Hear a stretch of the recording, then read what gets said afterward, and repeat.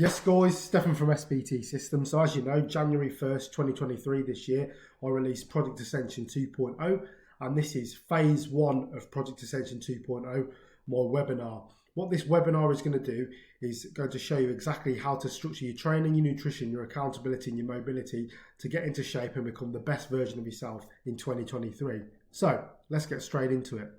So first off, Project Ascension 2.0, you've all seen the graphic for it.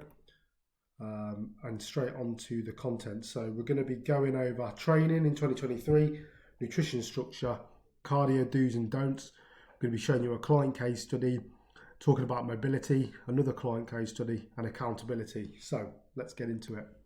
First off, warm-ups. You're going to want to warm up before each set. So especially on compound movements, squat, bench, deadlift, overhead press, always start by using the bar. This is because it's going to get your muscles and joints warmed up. So it's going to decrease the chances of you getting injured massively. Always warm up before each set.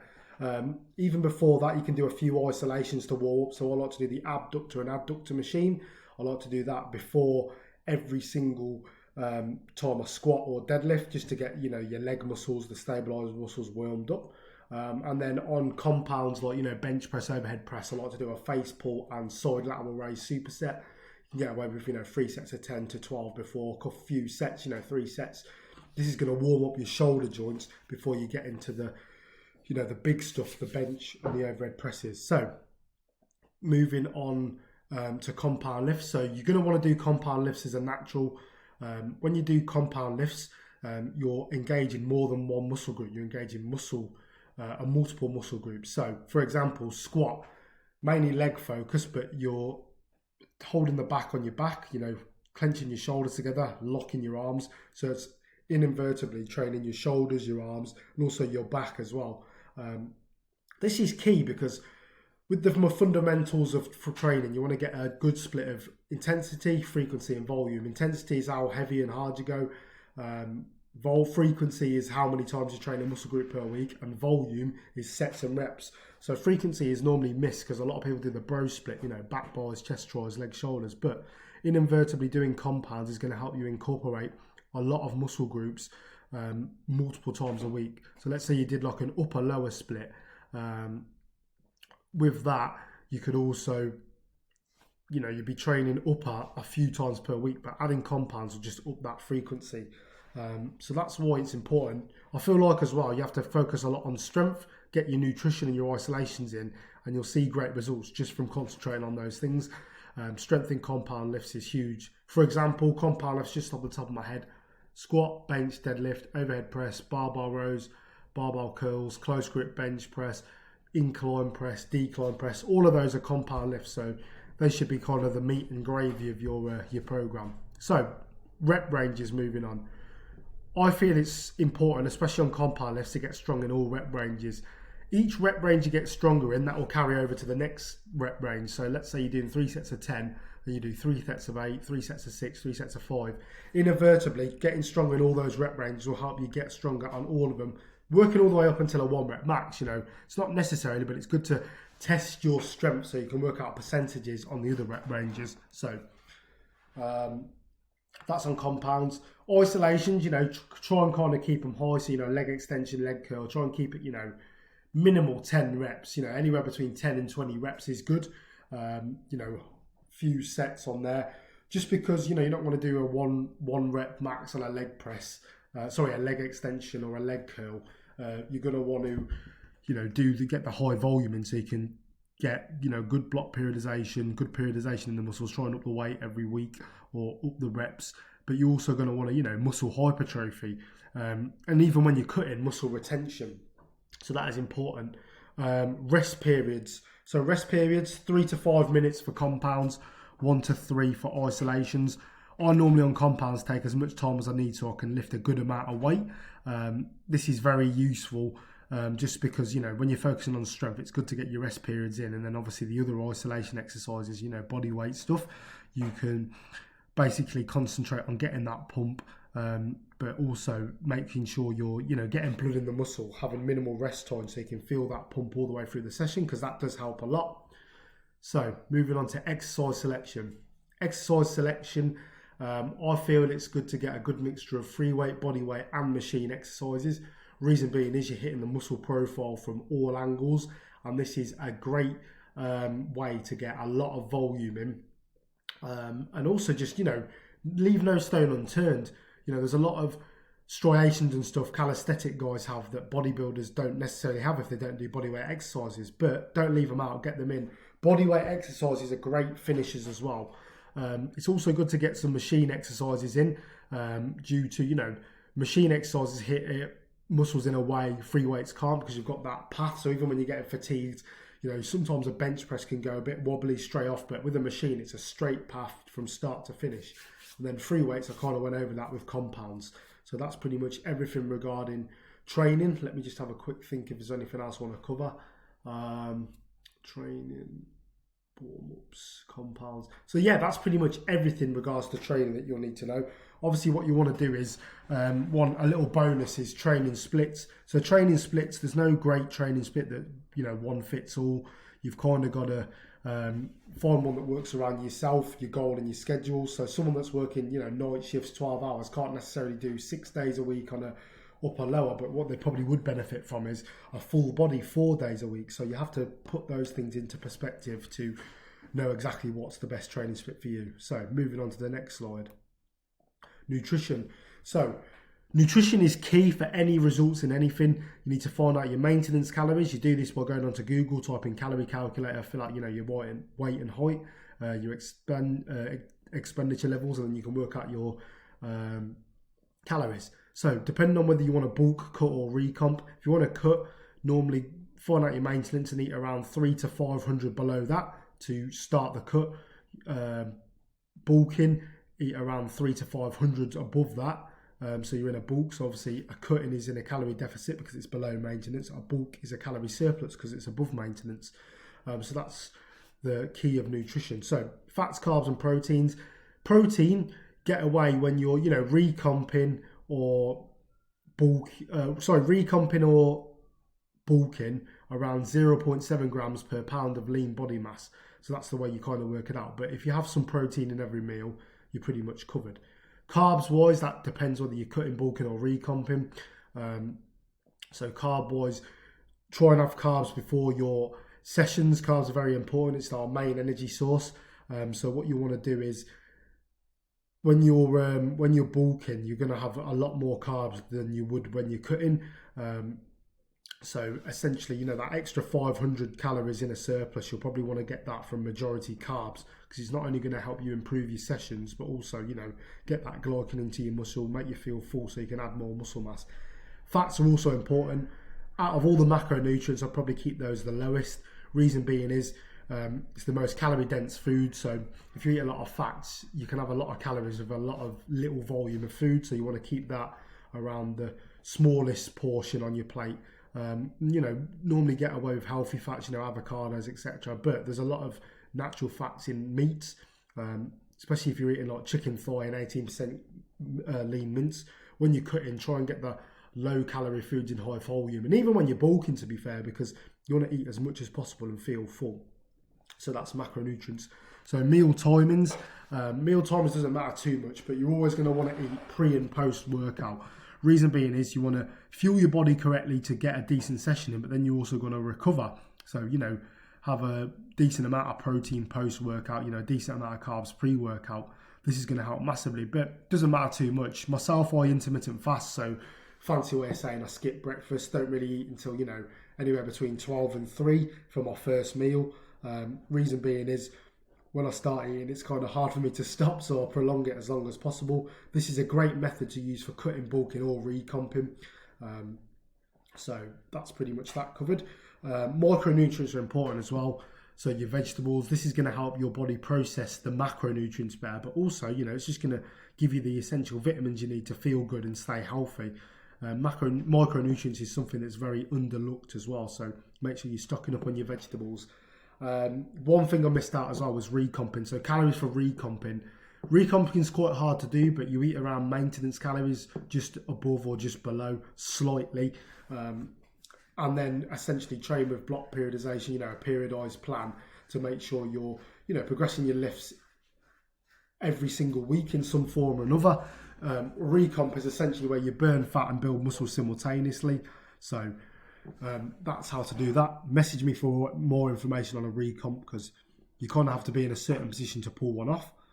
Okay, so that's nutrition. Moving on. So step count. I think step count's important to keep up all the way through the year, whether you're bulking or cutting. Cutting, obviously, because it burns extra calories, putting yourself in a bigger deficit, but also it allows you to eat more food when you are cutting, so you're not absolutely starving from the get-go. Also important for bulking as well, again, so you can eat more food and not put on a lot of weight. Big mistake I've made and a lot of people made, they go over the top with bulking and they basically get fat. The goal for bulking isn't to get fat, it's to put on lean body mass, so do it slowly, putting yourself in a 300 to 500 calorie surplus. And obviously keeping a step count, 10k steps a day burns about 500 calories. So that is good. So how much cardio should you do to start with? So for a cut, none at all when you start, depending on if you've got a really tight schedule, but you can get away with steps and a calorie deficit to start with. And then as you plateau, in a few weeks' time, because obviously everyone plateaus, then you can start to introduce cardio. But don't start massively. Start with 10, 15 minutes, low level on a Stairmaster or a cross trainer, and then gradually increase it. Biggest mistake I see is people going half an hour running on a treadmill the day one from when they cut. Doesn't need to be done. Okay, so rest day cardio. So rest day cardio is good. Reason being is normally on a rest day, a lot of coaches put your calories down a bit, but a way to keep it up so you're not feeling hunger on your rest day is to do some cardio. So that way you're burning calories so you can eat more and still stay in that deficit. Same when you're bulking as well, especially if you had a really hard week of hitting some PRs as well, which pretty much all the clients at SPT Systems do. It's good to get some active recovery in and be able to eat a lot more food, even if it's around a cheat meal, getting your cardio in so you're burning a few extra calories. So that's rest day cardio. When to increase cardio. So kind of just covered that. That is when to essentially, when you plateau. So don't just increase it because it feels easy. If you're still losing body fat, losing pounds each week on a cut,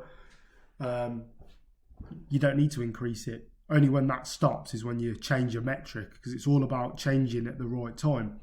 And then obviously on bulking, you can do cardio when you're bulking, but you don't really need to increase it too much. Probably staying around the same all the way through, because obviously your goal is to gain weight. So cardio is, burning calories. But again, if you have a big appetite, it can come in handy. So diet breaks.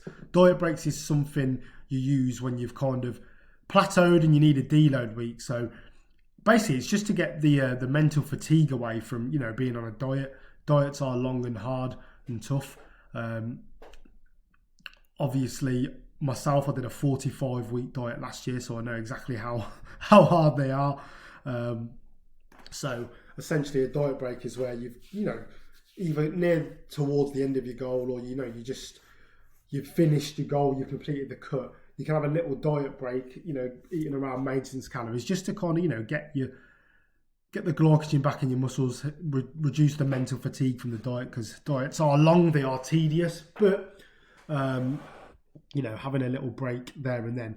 Let me rephrase that. Diets can be long and tedious if you've got, the wrong coach, or you're doing it yourself and you don't really know what you're doing, but including your favourite foods, eating foods you're familiar with is something we do at SPT Systems. So diet breaks aren't needed as much, but it's still a great tool just to mentally and physically recover from fatigue. So client case study. I'll be going over my client Wasim's transformation. So you can see here, we started off here quite skinny fat, and then over here we've lost body fat, we've built a lot of muscle. And I'll literally pause this for a second if you want to have a read through this. But essentially what we did was, we got him doing compound lifts, getting strong in all rep ranges. We first off went in a bit of a deficit. It was more of a recomp, but we were only in a slight deficit, around 300 calories. But what we did was we got his diet structured around food he's already eaten, included his favourite food, trained with progressive overload, and then we achieved this transformation down here. But again, this is just one example of one of my clients who applied the methodologies I use at SPT Systems to, get into shape. But the main thing through this and all my transformations is consistency.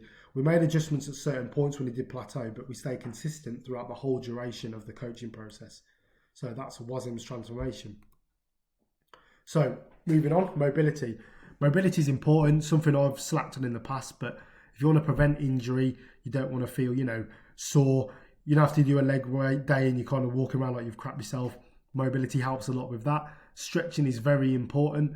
You'll want to do dynamic stretches, so moving stretches, not static stretches where you're just, holding it in place, like kind of like that. You don't want to do that pre-workout, do that post-workout. Can be detrimental pre-workout just because your muscles are normally cold. Obviously, the importance of stretching is, again, to prevent injury, but also just to get that lactic acid build up down. So when you get DOMS, delayed onset muscle soreness, after your training you feel sore, stretching helps a lot conquer that, especially foam rolling on leg day. There's nothing that beats that, honestly. It helps a lot. So went over dynamic stretches, that stretches when you're moving. So post-workout stretches, this is where you can do your static stretches. So your stuff like this, holding your leg behind your body. This is good because, again, it helps get that lactic acid build up down, so your legs aren't, and not just your legs, your whole body isn't feeling as sore. Very important for your lifting career long term. Definitely get your stretches in; it helps a lot. And then obviously general mobility. A lot of people can't perform a long, an aster-grass squat because of the mobility. So it's important to get, after you do your dynamic stretches, maybe hold a squat in place, aster-grass for 20 to 30 seconds. Do that every day and your mobility will improve. General mobility is key. When we're young now, but we, don't take it for granted, because when you're older, you can suffer. But if you start addressing it now, you can prevent that from happening, because the best solution is prevention. Okay, so client case study 2. So this is myself. So as you can see, lost a lot of weight in 2022. 35 kilos, 76 pounds, nearly 6 stone. So my transformation, people are kind of blown away. But again, when I started, as you all know, I have a background in powerlifting. Picture on the left here, I was the strongest I've ever been. December 2022, I believe I did a 260 squat, 150 bench, 275 deadlift. I believe the bench was a little bit before. But again, I achieved this through consistency. This is when I was kind of big. Again, it doesn't matter what you're doing, strength training, body transformation, consistency is key. Throughout the whole of lockdown, I was training because I had, luckily I got equipment in the first week of lockdown 1, so I was training all the way through that. Managed to hit some big numbers and obviously build up a lot of muscle mass. But again, with that, a lot of body fat. But without that, I wouldn't have had a, relatively okay physique when I've cut. So moving on to my transformation. So to start off with, people always ask me what calories I was on.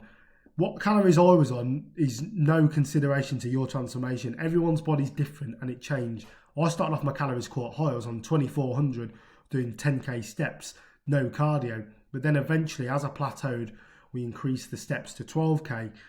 We dropped the food down. Then we added some cardio in 10 minutes. It went from 10 minutes all the way up to about, one time I did an hour and 10. That was a bit overkill, but, it's about gradual, consistent build-up. It's never going to be the same plan to start with to lose the first 10 pounds as it is to lose the last 10 pounds. It's always going to change. Your body adapts. The idea with dieting is to keep food as high as possible throughout the duration, because then when you are when you want to be, you're not on ridiculously low calories to maintain it. And when you do up your calories, you'll just put on all the weight back on. But obviously, I've managed to maintain my leanness now. I'm not fat again. It's been a good 6-7 weeks now. 10 weeks since I dieted. I'm actually dieting again now for holiday. But the point is, keep your calories as high as possible. Do it gradually, because then you won't rebound. And that's the key to dieting. You want to lose it, but you don't want to put it back on. Okay, so that was my transformation. I'll give you a little time to read through that. Have a quick drink.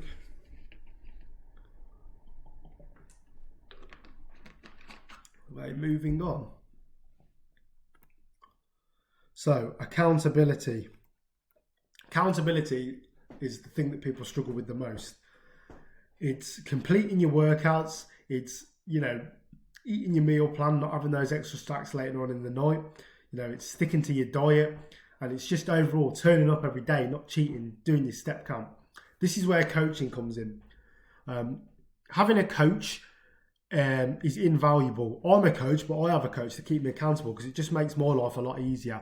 Having someone there you can check in with, making sure you're ticking off the boxes, doing everything you're supposed to be doing, you know, completing your workouts, making sure you're progressing in your lifts, staying on your nutrition, making the adjustments when you need to make them, and even just making not stupid decisions like, you know, when you're doing your nutrition yourself. I found myself in the past like, I feel a bit tired today, I'll have a cheat day, and it was very unnecessary. I didn't need to have one, didn't need to have that increase in calories. But having a coach there to tell me, no, you don't need to do it, has been invaluable, especially with my transformation and my clients' transformations, especially on my app now as well.